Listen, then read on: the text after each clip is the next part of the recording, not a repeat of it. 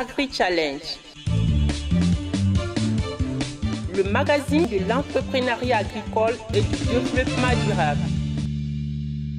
La Banque agricole du Niger, Bagri, sponsor officiel d'Agri-Challenge. Bagri, nous œuvrons pour votre autonomie.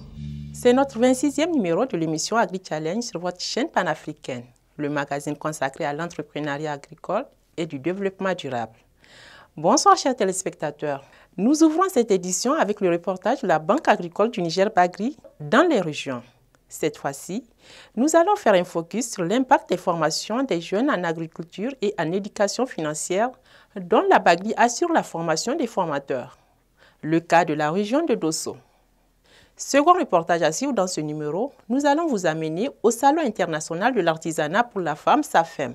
La 11e édition de ce salon s'est tenue du 29 novembre au 8 décembre 2019 à Niamey sous le thème « La micro-entreprise de l'agroalimentaire face au marché. Quelles stratégies et moyens ?» Les coulisses de cet événement à découvrir avec nous dans cette édition. Restez avec nous pour suivre les détails de tous ces sujets. À tout de suite.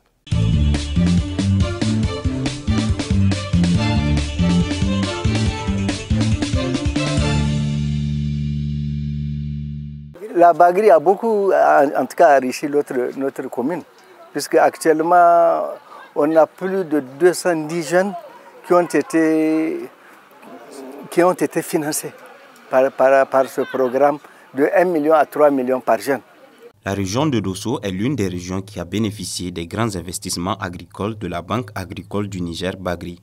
Dans cette cité de Germakoy, la Banque agricole du Niger Bagri a créé un pôle agricole.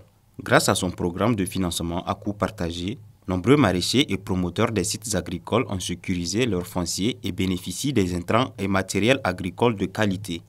Dans cette région, plusieurs jeunes ont été formés en agriculture dont la Bagri assure la formation des formateurs. L'éducation financière est intégrée au module enseigné. Ces formateurs servent de relève communautaire. Bodo Niandou est l'un des formateurs vivant en milieu rural. Je suis prestataire. Donc nous sommes les formateurs des jeunes au niveau de notre commune Sokorbe. La formation en production d'arachide, en production de niébé, et toutes variétés confondues. Les jeunes arrivent beaucoup à mettre ça en application et même beaucoup de jeunes partent imiter dans leur champ ce que font ces jeunes formés. Donc vraiment, on remercie beaucoup le programme qui nous a accordé, en tout cas, l'opportunité. Tout comme Bodo Niandou, nombreux présidents des structures communautaires servent d'intermédiaires entre les apprenants et la Bagri. Le prestataire de la commune de Sokorbe nous livre un bilan statistique de cibles formées dans sa localité. Mais la formation, en tout cas, a été bien assurée par les techniciens. La première année, donc, nous a donné 5 centres à former, donc 73 jeunes, 15 par village. C'était dans 5 villages. Les 4 villages, chacun ont eu 15 et un autre village 13. La deuxième année, on a formé jusqu'à 75 jeunes, dont 55% des jeunes filles qui font la formation en production d'arachide, en production de niébé.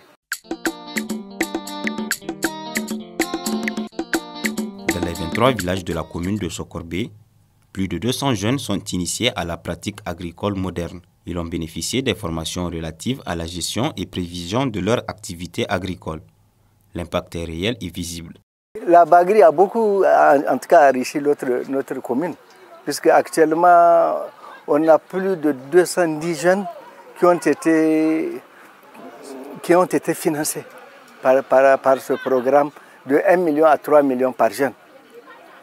Donc, en tout cas, tout ce qui est de moyens de production ont été mis à la disposition de ces jeunes-là.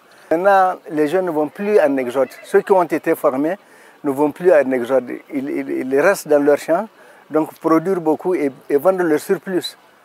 Donc ces ménages-là, en tout cas, ne sont plus pauvres maintenant. Donc ils arrivent à bien supporter leur famille. Et donc vraiment pour ça, on remercie donc le programme et même la Banque Bagri qui nous appuie.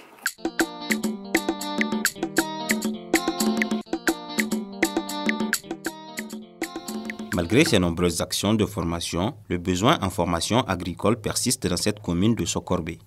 Les jeunes de notre village et de la commune même, je dis entière, hein, puisque l'Union couvre toute la commune. L'Union a 23 villages dans la commune. Donc de ça, en tout cas, tous ces villages-là, les jeunes de ces villages-là souhaitent donc, en tout cas l'appui du programme et de la Bagri. Ils sont beaucoup motivés à travailler et ils viennent chaque jour, chercher les moyens de production avec nous. Surtout ceux qui n'ont pas la chance d'être formés, que la Bagri appuie individuellement. Parce qu'individuellement, maintenant, actuellement, j'ai plus de 60 dossiers, dont je n'ai pas encore pu passer par la Bagri, compte tenu de la participation de la campagne. Mais on va voir avec l'appui de la Bagri ce qu'on peut les donner.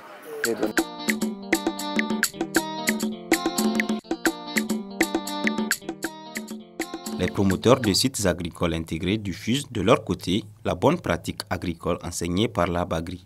Nous avons rencontré de jeunes ouvriers agricoles qui ont bénéficié de ce transfert de compétences en agriculture.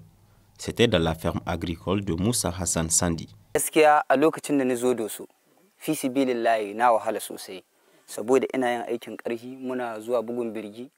Quand j'ai quitté mon village pour la ville à la recherche du travail, je me suis installé à Dosso. J'avais des difficultés à avoir du boulot. Je suivais des gens pour fabriquer des briques dans des chantiers de construction. Ma vie a eu véritablement des sens lorsque j'ai rencontré le promoteur de ces sites agricoles. Au début, je ne connaissais rien de l'agriculture. Avec le temps, j'ai été initié à la pratique agricole. Souvent, mon patron vient avec des techniciens agricoles pour nous former. Aussi, l'équipe de la Bagri de Dosso nous rend visite et nous donne des conseils très utiles.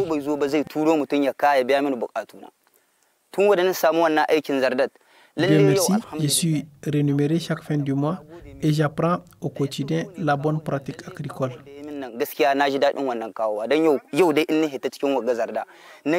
Je subviens à mes besoins.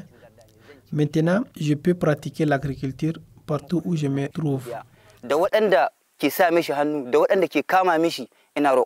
C'est une activité de grande potentialité qui a besoin d'endurance et de persévérance.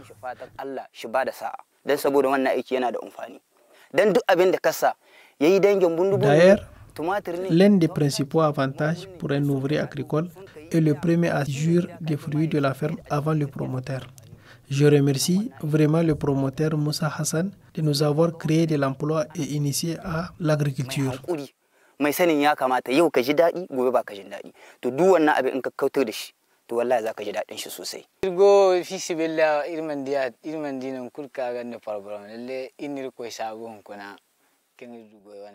Nous remercions le Tout-Puissant Dieu de nous avoir trouvé de l'emploi.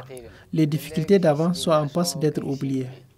Tout comme mon collègue, nous travaillons pour M. Moussa, où nous sommes logés et payés chaque fin du mois, à hauteur de 50 000 francs. J'ai été initié à la bonne pratique agricole, ce qui va me permettre sans doute de travailler à mon compte ou au compte d'un autre. Maintenant, j'ai un métier à vie.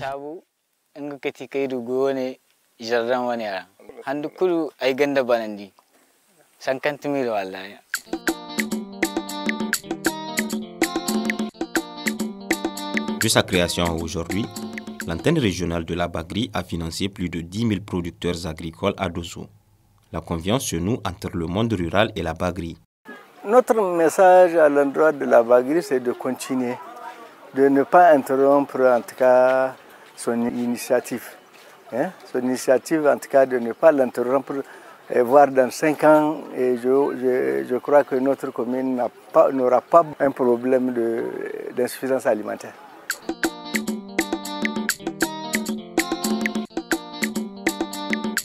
Grâce à l'accompagnement technique et financier de la Bagri, les bonnes pratiques agricoles se diffusent.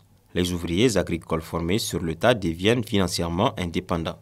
Ainsi, le potentiel agricole est déniché et les porteurs de projets agricoles réalisent leurs rêves.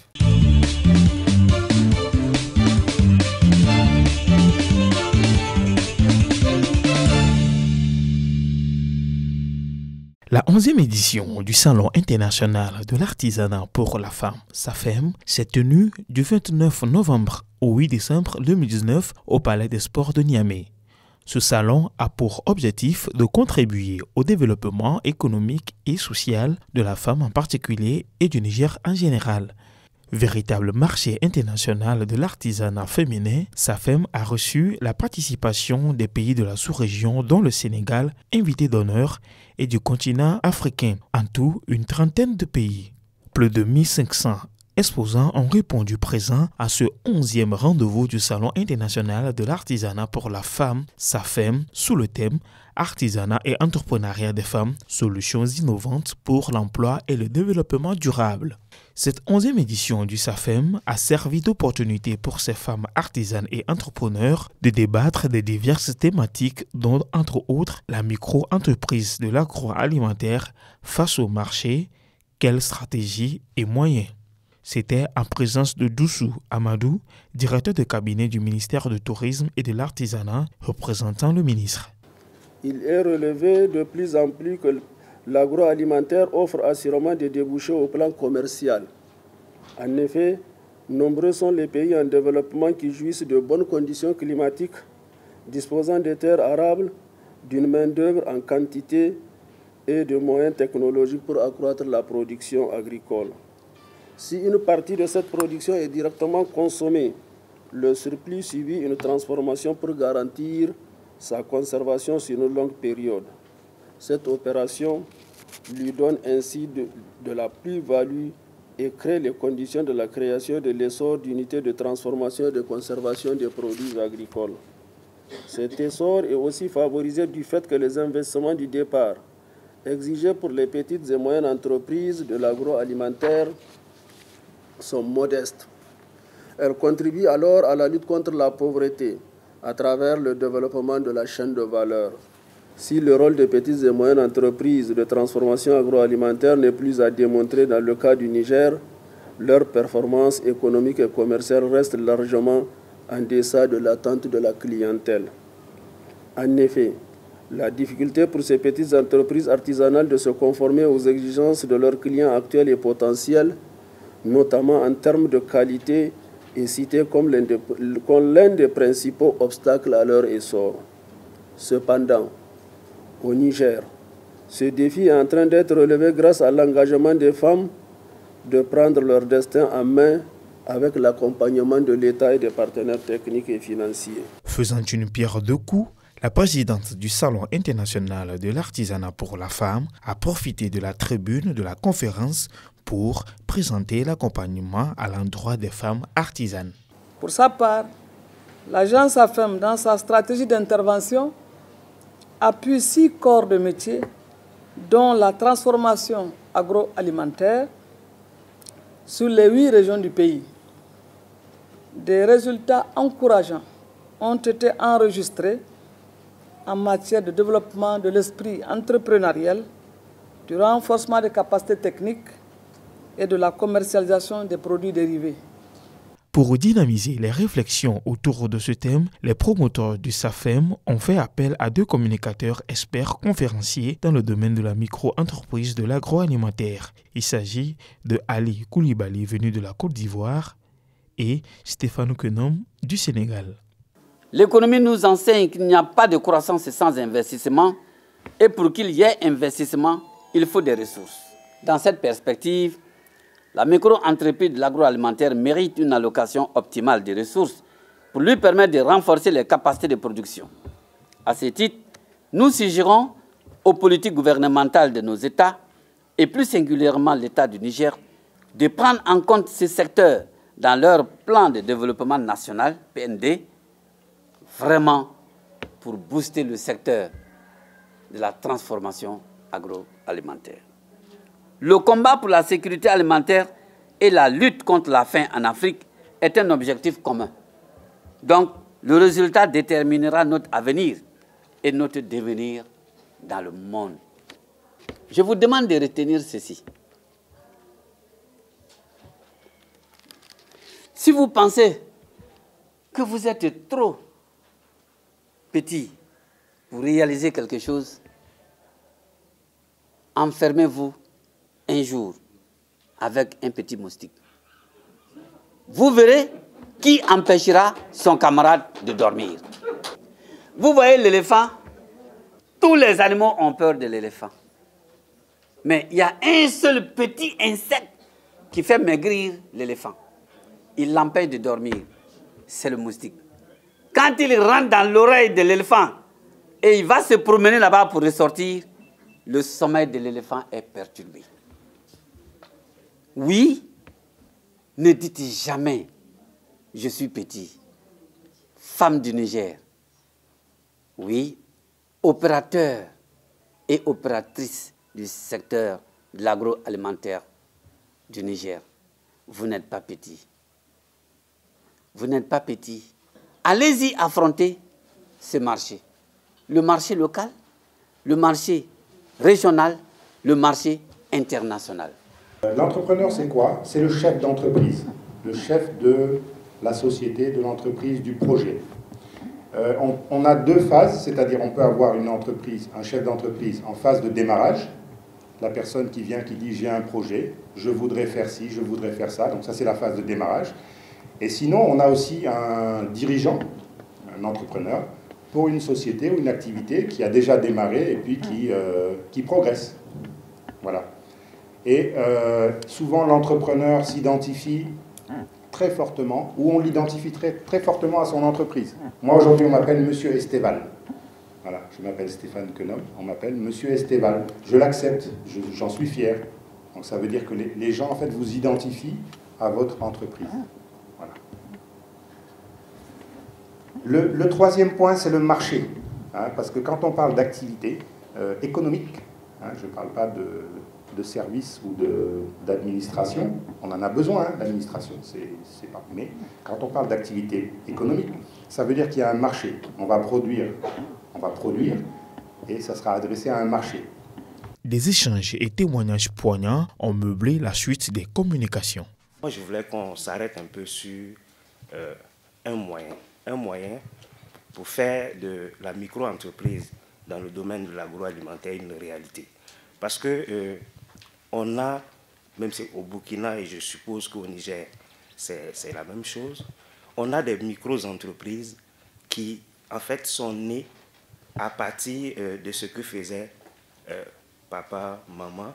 Et donc, on se lance en même temps là-dedans, sans véritablement... On a la capacité, c'est vrai, la transformation, elle est propre, mais tous les outils modernes de gestion d'une entreprise, ce n'est pas évident que ce soit maîtrisé par nos acteurs.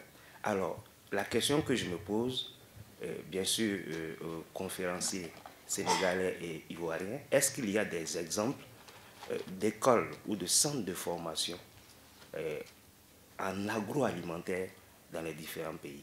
Parce que c'est là que, à mon sens, on inculque aux jeunes entrepreneurs toutes les notions, non seulement la pratique, mais également on lui inculque tous les outils modernes de gestion d'une entreprise pour que tout ce que vous avez cité comme management de la qualité, comme marketing, comment développer son produit, je pense que c'est dans les centres de formation généralement qu'on acquiert tout ceci.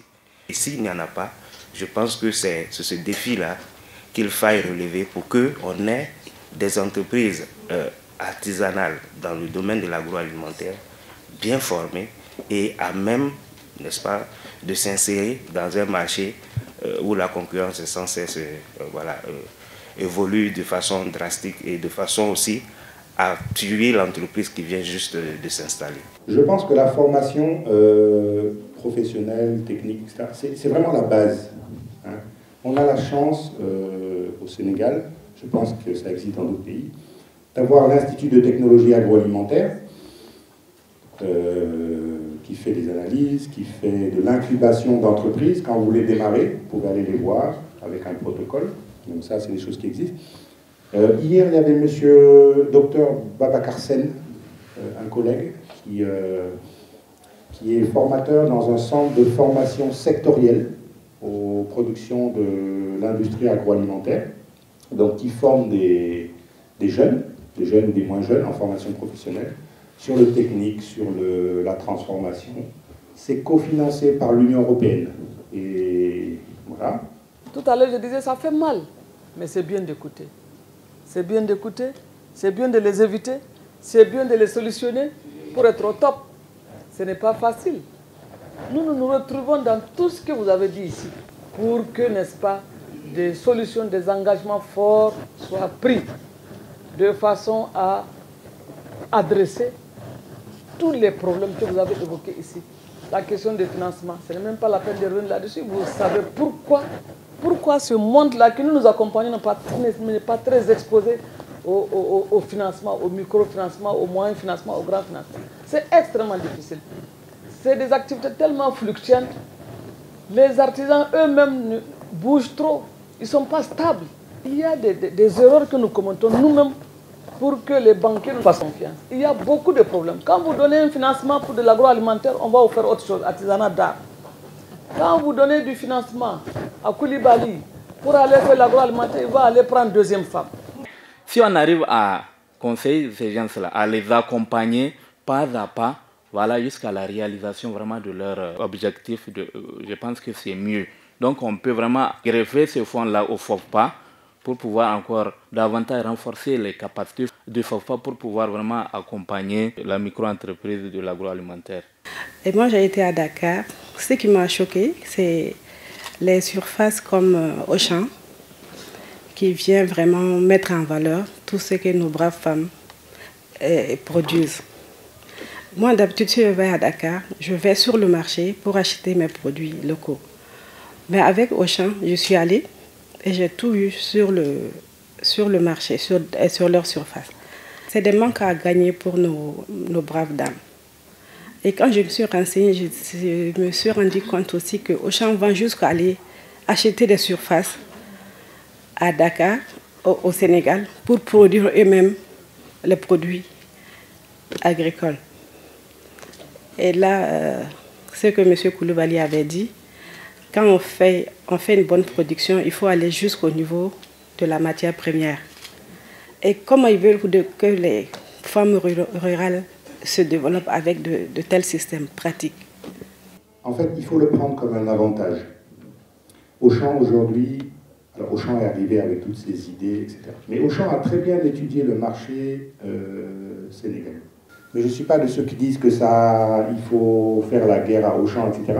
Auchan aujourd'hui fait un chiffre d'affaires très important. Donc ça veut dire que quelque part, ça répond à un besoin de la population. Cette conférence est d'une importance capitale pour les artisans et les artisanes du fait de sa contribution au développement de la chaîne de valeur agroalimentaire. En outre, le SAFEM est un concept qui lutte pour la réduction de la pauvreté. Il se révèle comme un cadre d'échange entre producteurs et distributeurs des produits artisanaux agricoles africains. Agri-Challenge.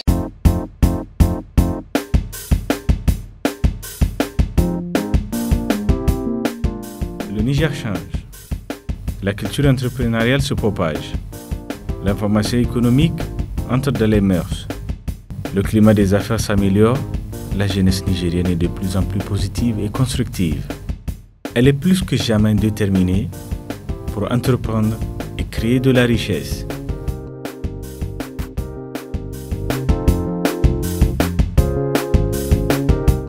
Business Challenge et Agri Challenge sont au cœur de cette transformation positive. Les décideurs économiques, les top managers et les managers en herbe passent dans Business Challenge et Agri Challenge. Business Challenge et Agri Challenge relèvent au monde, le Niger, des opportunités et des réussites.